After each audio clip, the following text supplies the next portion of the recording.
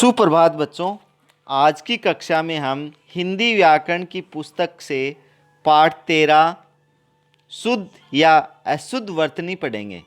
इसे इंग्लिश में करेक्ट या इनकरेक्ट स्पेलिंग भी कहते हैं। बच्चों, आप सोच रहे होंगे कि अब ये शुद्ध या अशुद्ध वर्तनी क्या होती है। इसके लिए सबसे पहले हम इस पाठ के प्रथम पृष्ठ पर दो चित्र देख रहे हैं। एक चित्र में एक चिड़िया है और दूसरी तरफ के चित्र में एक सैनिक है। चिड़िया व सैनिक को 3 तरीकों से लिखा गया है, जिसमें से 2 तरीके गलत हैं और 1 तरीका सही है। अब हमें यह देखना है कि इन तरीकों में कौन सा सही है और क्यों सही है। बच्चों, यहाँ पर चिड़िया 3 तरीकों से लिखी गई है। जैसे पहला चिड़िया, दूसरा चिड़िया, तीसरा चिड़िया।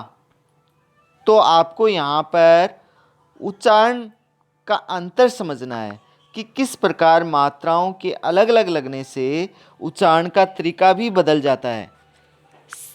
तो इसमें पहला चिड़िया सही है।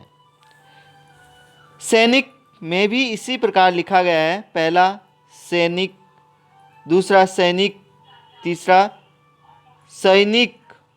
जब हम मात्राओं का उचित तरीके से उच्चारित करते हैं तभी हमें यह समझ में आता है कि कौन सा शब्द बिल्कुल सही है। इसलिए आपको इस पुस्तक में इसके लिए पहले आपको मात्राओं और स्वर व्यंजनों का ज्ञान कराया था, ताकि आप मात्राओं से भली भांति परिचित हो जाएं। बच्चों, मात्राएं वो होती है जिनके चेंज होने, जिनके बदलने के साथ ही उस शब्द में अंतर आ जाता है, उस शब्द के बोलने में अंतर आ जाता है। यही तो व्याकरण है।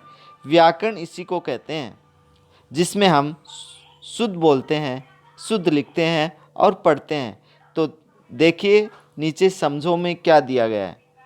चित्र क में चिड़िया 3 प्रकार से लिखा गया है, जिसमें केवल नंबर 1 शुद्ध है, बाकी नंबर 2 व 3 अशुद्ध है।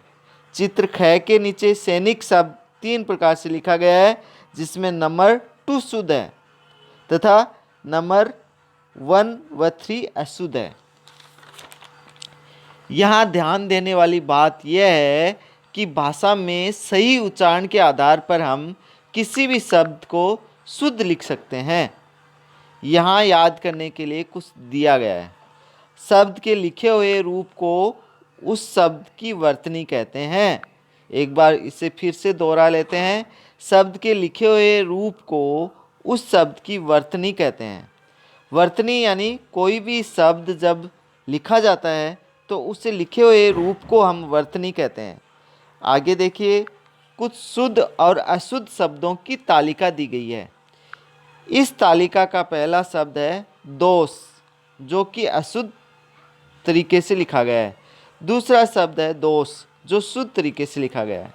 बच्चों, इन दोनों शब्दों में उच्चारण में नाम मात्र का भी अंतर नहीं है, परंतु लिखावट में वर्तनी में अंतर है। वर्तनी में अंतर होने से भी हमें ध्यान देना है, क्योंकि कभी कभी कुछ शब्द ऐसे होते हैं जो बोलने में तो एक समान होते हैं, लेकिन लिखने में दोनों में अंतर होता है। इसी प्रकार अगला शब्द है पुस्तक। शुद्ध शब्द है पुस्तक। इसी प्रकार खिलौना,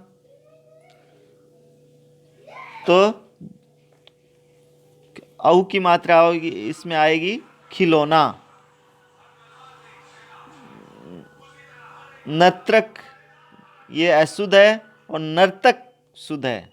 रोशनी अशुद्ध है, रोशनी शुद्ध शब्द है। इसमें विश्वास, गुरु और बीमारी में ई की मात्रा बड़ी आएगी, वो शुद्ध शब्द है। और पहला चिकित्सक, तो शुद्ध शब्द है चिकित्सक। किसान शुद्ध शब्द है किसान। तिथि अशुद्ध शब्द है और तिथि शुद्ध शब्द है। परीक्षा अशुद्ध शब्द है और परीक्षा इसमें ई की मात्रा बड़ी आती है, परीक्षा।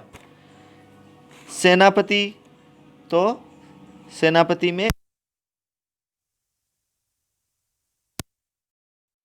आंसू, आंसू में चंद्र बिंदु, आ में चंद्र बिंदु और ऊ की मात्रा बड़ी, आंसू।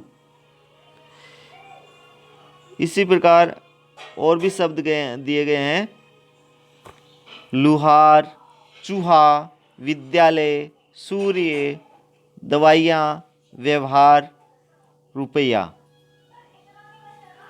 और इसी प्रकार बच्चों आगे अभ्यास में देखिए, इन्हीं शब्दों से हमें यहाँ पर कुछ अभ्यास कार्य करने को दिए गए हैं, जिनमें पहला है शेर, जिसको हम शुद्ध करके लिखेंगे शेर।